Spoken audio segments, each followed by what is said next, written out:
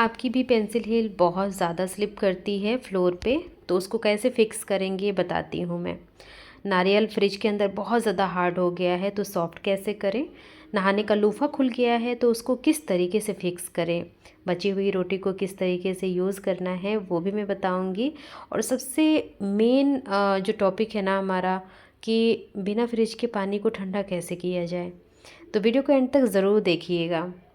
चलिए बढ़ते हैं सबसे पहली टिप की तरफ। तो यहाँ पे देखिए मेरे पास जीरा है और जीरे को मैंने मिक्सी के जार में डाल दिया। इसके साथ ही इसमें सादा नमक और काला नमक, दैट्स इट। मैंने सिर्फ दो ही चीज़ें डाली हैं इसके अंदर और ये हमारा मसाला बन कर के बिल्कुल तैयार है, जिसको आप रायते के अंदर डाल सकते हैं। छाछ बना रहे हैं तो उसमें भी डाल सकते हैं। आप सत्तू बना रहे हैं तो उसमें भी डाल सकते हैं। इस मसाले को बनाने का सबसे प्लस पॉइंट है कि इसको बनाने में बिल्कुल टाइम नहीं लगता। मिनट क्या, आपको सेकंड भी नहीं लगते। सिर्फ ये चीज़ें डालनी है और पीस करके रेडी कर लेना है। अब आपके पास एक होममेड मसाला रेडी हो गया है। जब भी आप छाछ या फिर सत्तू वगैरह घोल रहे हैं तो उसमें सिर्फ 1 चम्मच डालिए। आपका जो ड्रिंक है वो बन करके बिल्कुल तैयार है। अगर आप चाहें तो चाट मसाला भी डाल सकते हैं। तो देखिए इस तरीके से आप एक डब्बे में डाल करके रखिए, कहीं भी स्टोर करिए, बिल्कुल ख़राब नहीं होता। चलिए देख लेते हैं नेक्स्ट टिप। गर्मी के मौसम में ना हर किसी को ठंडा पानी अच्छा लगता है। अब किसी की ऐसी प्रॉब्लम होती है कि डॉक्टर ने मना कर दिया है जी आपको ठंडा पानी फ्रिज का नहीं पीना। तो ऐसे में आप क्या कर सकते हैं, देखिए घड़ा तो एक बहुत ही अच्छा ऑप्शन है।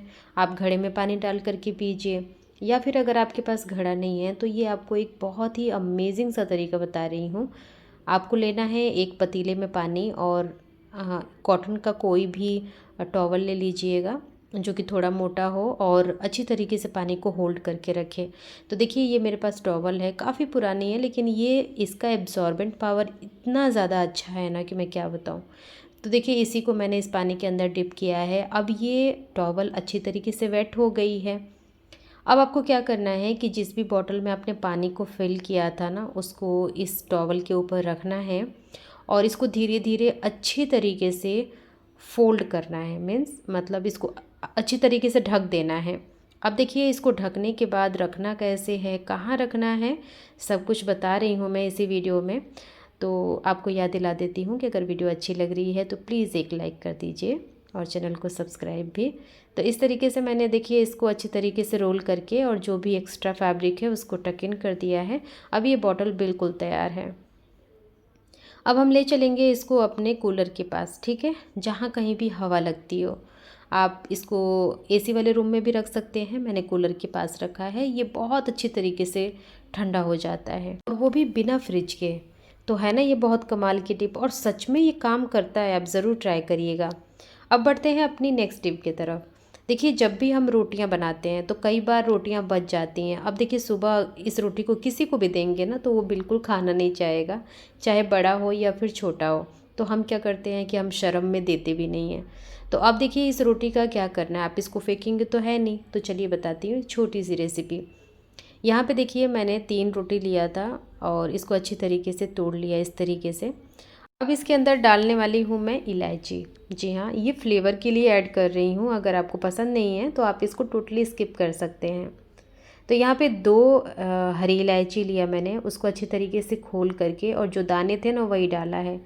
ये जो छिलके हैं इसको बिल्कुल मत फेंकिएगा, आप चाय पत्ती जो इस्तेमाल करते हैं उसके अंदर डाल दीजिएगा, वहाँ पे ये यूज़ हो जाएगा। अब इसको पीसना है तो आप मिक्सी के जार में डालिए और अच्छी तरीके से इसको पीस सकते हैं। तो मैंने तो यहाँ पे कोर्सली पीसा है, अगर आपको कोर्सली नहीं पसंद है तो आप इसे बारीक भी पीस सकते हैं। तो लीजिए हमने इसे पीस करके भी रेडी कर दिया है, कुछ इस तरीके का ये दिख रहा है। अब गैस की फ्लेम को ऑन करना है और चढ़ा देनी है कढ़ाई, और कढ़ाई में डालना है घी। जब भी आप घी में कोई रेसिपी बनाते हैं ना तो कोशिश किया करिए कि घी बहुत ज़्यादा गर्म ना हो, मतलब हल्का सा मेल्ट होने लगे ना तो जो भी आपको चीज़ें इसमें डालनी है डाल सकते हैं। तो लीजिए हमने रोटी को इसके अंदर डाल दिया है और बहुत ज़्यादा इसे पकाना नहीं है, बस हल्का सा जो घी का फ्लेवर है ना इसके अंदर आना चाहिए। अब देखिए मैंने यहाँ पे पीसी हुई चीनी डाली है, आप यहाँ पे गुड़ डालिएगा, ठीक है। मेरे पास गुड़ नहीं था, मेरे को आइडिया शेयर करना था आपको, तो इसलिए मैंने यहाँ पे चीनी पीस करके डाल दिया है। अब आप इसको थोड़ी देर हल्की आंच पे पकाएंगे ना तो चीनी मेल्ट हो जाएगी और आपका ये बहुत ही अमेजिंग और बहुत ही टेस्टी सा चूरमा बन करके रेडी हो जाएगा। हो गया ना आपकी रोटी का यूटिलाइज। आप भी इसी तरीके से ज़रूर बनाइएगा। चलिए बढ़ते हैं अपनी नेक्स्ट टिप के तरफ। तो यहाँ पे देखिए सूखा नारियल है। जब भी हम इसको स्टोर करते हैं तो कई बार हम इसको फ्रिज में रख देते हैं। फ्रिज में रखने से क्या होता है, एकदम पत्थर जैसा हो जाता है। तो आप इसको किस तरीके से रखेंगे, आप फ्रिज के अंदर ही रखेंगे, बट आपको कैसे रखना है वो मैं बताती हूँ। देखिए, जब भी आप इसको फ्रिज में रख रहे हैं उससे पहले आपको इसके ऊपर ना थोड़ा सा कोई सा भी कुकिंग ऑयल छिड़क लेना है। बस सरसों का तेल मत लगाइएगा उसमें, क्योंकि थोड़ा सा फ्लेवर होता है, स्मेल होती है। आप यहाँ पे रिफाइंड ऑयल लगा सकते हैं इसके अंदर। तो इससे क्या होगा कि ये ना एकदम हार्ड नहीं होगा। जब आपको इसे यूज़ करना होगा आप इसको निकालेंगे तो ये ईज़िली कट जाएगा और आप इसको खा भी सकते हैं, क्योंकि मुझे तो बहुत पसंद है, मैं तो इसको खाती भी हूँ। तो अगर आप भी शौकीन है खाने के तो आपके लिए बहुत अच्छा सा ये ऑप्शन है। अब देखिए, इसको स्टोर कर लीजिएगा किसी भी डब्बे में डाल करके। ऐसे आपका नारियल कभी भी हार्ड नहीं होगा, यकीन मानिए, और इस टिप को ट्राई करके देखिएगा। अब बढ़ते हैं अगली टिप की तरफ। जब कभी भी हमें ना चोखा चटनी बनानी होती है, लाइक आजकल बहुत ज़्यादा ट्रेंडिंग में है इस तरीके की टमाटर की चटनी। तो जब आप इसको भूनते हैं तो अगर आपके पास इस तरीके का स्टैंड नहीं है तो आप क्या करेंगे, है ना, कई लोग ऐसे ही भून देते हैं। तो ऐसे में क्या होता है कि आपका बर्नर ख़राब हो जाता है, उसके अंदर पानी वगैरह चला जाता है। तो इसके लिए क्या करना है कि इस तरीके की जो छन्नी होती है सबके पास होती है, क्योंकि मतलब यूजुअली इसको हम कोई भी चीज़ फ्राई करने में यूज़ करते हैं। तो ये होती है, आपको इसके ऊपर रखना है और बस गैस की फ्लेम पे आप इसको भूनिए। आप इसके अंदर अगर इसका भरता बना रहे हैं तो थोड़ा सा 2 मिर्ची और लहसुन भी डाल सकते हैं। ये भी थोड़े थोड़े सिक जाएंगे। तो सिकने का जो फ्लेवर होता है ना, वो स्मोकी फ्लेवर, वो आप ऐसे बनाएंगे तो नहीं आएगा। तो इस तरीके से आप इसको भून लीजिए, ठीक है। भूनने के बाद ये दूसरी टिप है कि आप ना इसको तुरंत मत छीलिए, आप इसको किसी बंद डब्बे में डाल करके रख दीजिए। 10 से 15 मिनट रखेंगे ना तो ये बहुत अच्छी तरीके से छिल जाएगा, और मैं अभी बताऊंगी, ठीक है, अभी मैं दिखाऊंगी उसको छिल करके। तब तक ये मैं दूसरी टिप आपको साथ शेयर करती हूँ। तो यहाँ पे देखिए, मेरे पास ना ये सैंडल है। कई बार हम जब पेंसिल हील पहनते हैं तो स्लिप करती है, जैसे अगर आप टाइल पे चलेंगे ना तो स्लिप करती है। तो ऐसे में क्या करना है कि आपके पास कोई भी नेल पेंट है तो इसके पीछे लगा दीजिए।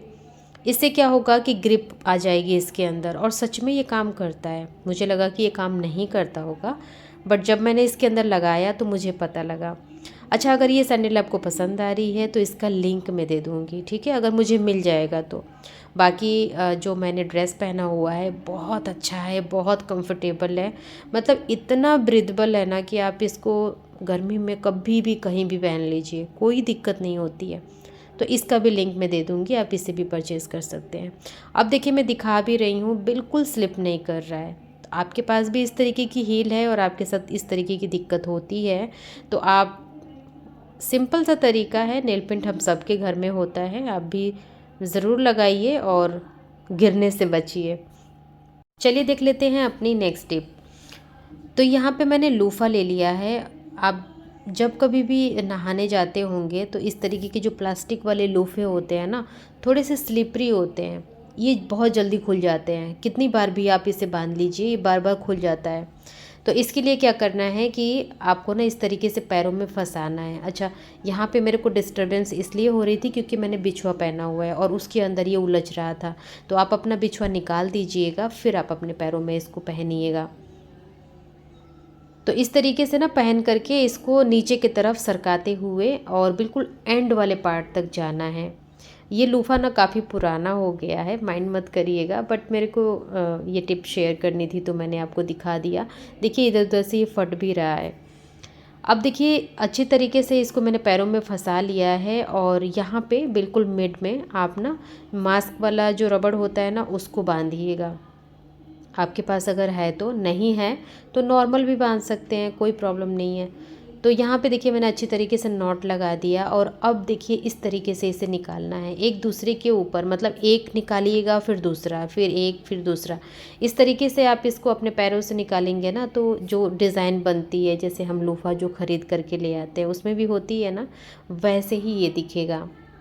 देखिए, और चूँकि हमने इसके अंदर इलास्टिक वाला लगा रखा है रबड़, तो आप इसको अच्छी तरीके से नॉट भी लगा दीजिएगा, तो आप इसको कहीं भी टांग सकते हैं। अगर आपका लूफ़ा खुलता है ना तो ये वाला ट्राई करके देखिए ट्रिक, बहुत अच्छी तरीके से टाइट एकदम ये बन जाता है, बिल्कुल नहीं खुलता, चाहे जैसे भी आप नहाइए। तो है ना ये बहुत कमाल की टिप, मुझे तो बहुत अच्छी लगी। और मैं तो हमेशा, है होता है ना कि अगर आपके पास स्किल है तो आप बेकार चीज़ों को भी अच्छा बना सकते हैं। तो आप भी इसको ज़रूर इस्तेमाल करके देखिएगा इस टिप को। अब बढ़ते हैं अगली टिप की तरफ। नहीं, अगली टिप तो नहीं है, वही जो पीछे छोड़ा था ना हमने 10 मिनट 15 मिनट का जो हमने पॉज लगाया था। तो देखिए अच्छी तरीके से ठंडा हो गया है। अब इसको ना छील लेना है। तो छीलने में क्या होगा, बहुत आराम से छिल जाएगा।